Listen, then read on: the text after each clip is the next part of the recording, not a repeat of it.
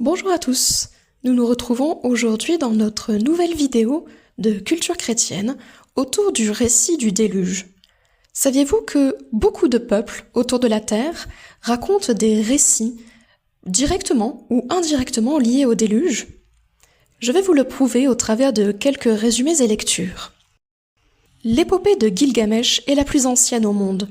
Écrite en Babylonie, c'est-à-dire en Irak actuel, autour du XVIIIe-XVIIe siècle avant Jésus-Christ, on y trouve notamment ce récit.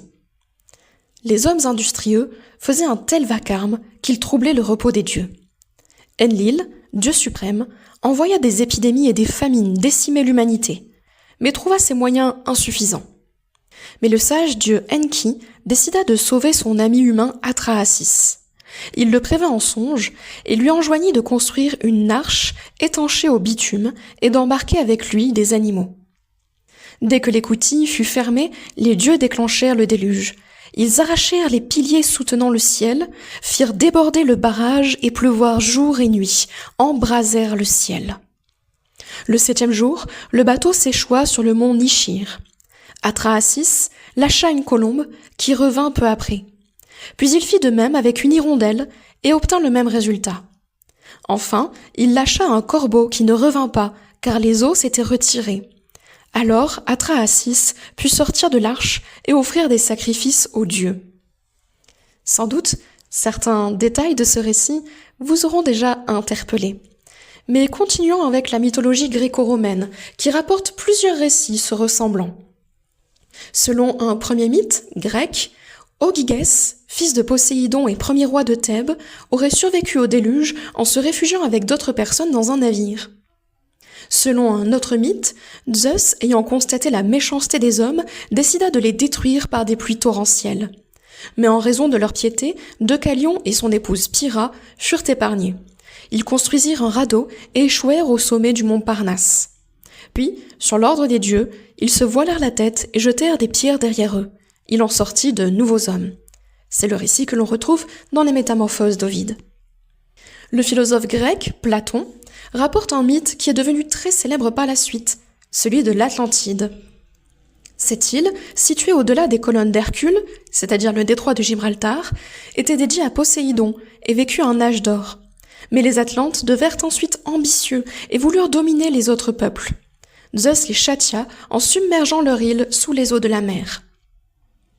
Si nous voyageons plus à l'est, nous voyons également un mythe de la religion hindoue qui nous rappelle le déluge. Selon la religion hindoue, le dieu Vishnu descend sous forme d'avatar afin de rétablir régulièrement l'ordre cosmique.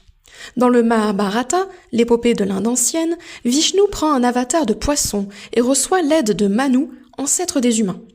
Pour le récompenser, Vishnu lui ordonne de construire un bateau afin de survivre au déluge, puis remorque le bateau pour l'amarrer à l'Himalaya. Ainsi, Manu survit au déluge. Maintenant, si nous allons tout à l'ouest, nous rencontrons le Popol Vuh. Le Popol Vuh raconte une partie de la mythologie maya et notamment la création des humains. Une première fois, les dieux créèrent des humains avec de la boue. Mais ces humains n'avaient ni cœur ni esprit et ne pouvaient révérer les dieux. Alors les dieux créèrent des humains avec du bois, mais les dieux les détruisirent par un déluge et une révolte de tous les animaux et même des objets. Finalement, les dieux créèrent des humains à partir d'épis de maïs. En mythologie comparée, on constate que le déluge est un récit presque universel. On le retrouve chez des peuples dans le monde entier, comme vous venez de le voir. Rien qu'en Asie du Sud-Est, les chercheurs en ont recensé plus de 300. Ce caractère quasi universel du déluge interroge encore aujourd'hui les scientifiques. Y aurait-il eu une part de vrai dans ces mythes ? De manière générale, on se questionne souvent sur la part historique des vieux récits. Évidemment, le récit du déluge dans la Bible a particulièrement marqué notre culture judéo-chrétienne. Par exemple, nous retrouvons l'expression « c'est le déluge » ou bien « ce sont des pluies diluviennes ». Mais au-delà des expressions françaises, je crois que le récit du déluge dans la Bible a quelque chose d'important à nous enseigner.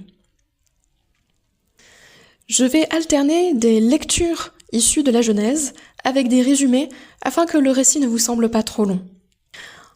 Les lectures se situeront en Genèse 6, 7 et 9.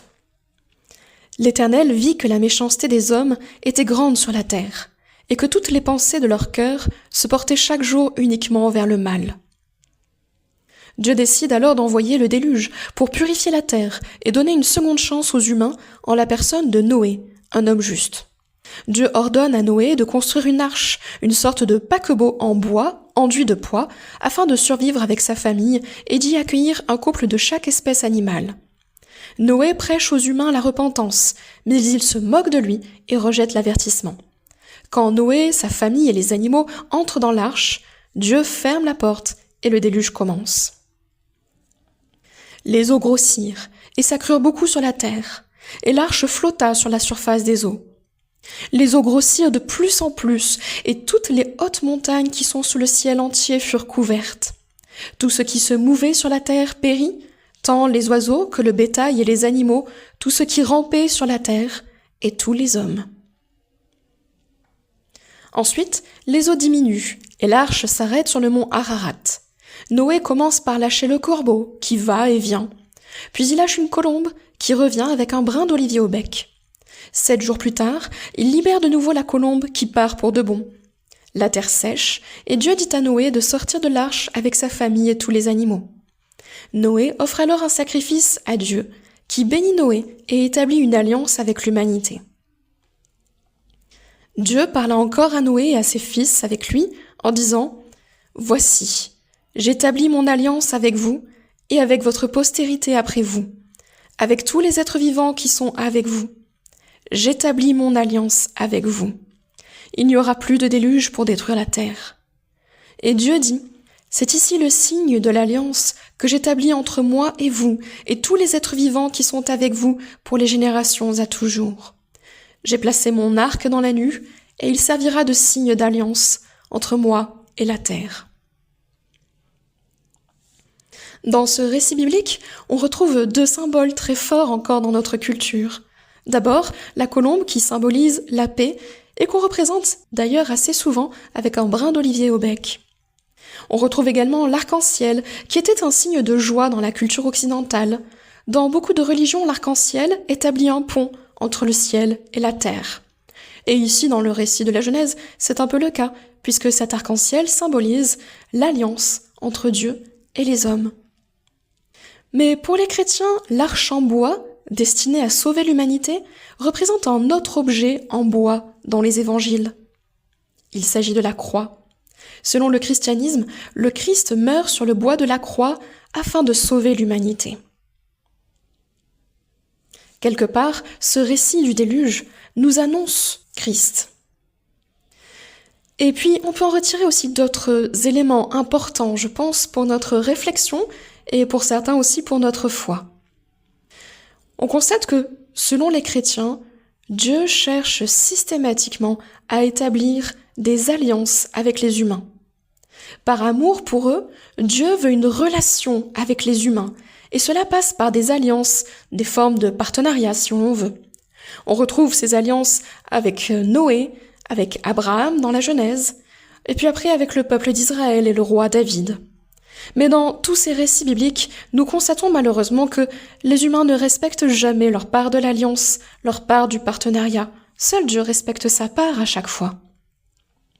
Toutefois, quand on est croyant dans les évangiles, ce que l'on constate, c'est que pour remplir tous les partenariats et forger une nouvelle alliance avec l'humanité, incluant tous les humains qui le désirent, Dieu a envoyé son Fils, Jésus-Christ, scellé une ultime alliance. Et toute la question est la suivante. Et vous, chers auditeurs, que ferez-vous de cette offre d'alliance, de cette offre de partenariat de la part de Dieu? L'accepterez-vous ou non? C'est votre réflexion, votre choix et votre responsabilité. Mais moi, dans tous les cas, je vous dis à bientôt pour une prochaine vidéo de culture chrétienne. Au revoir, bonne journée.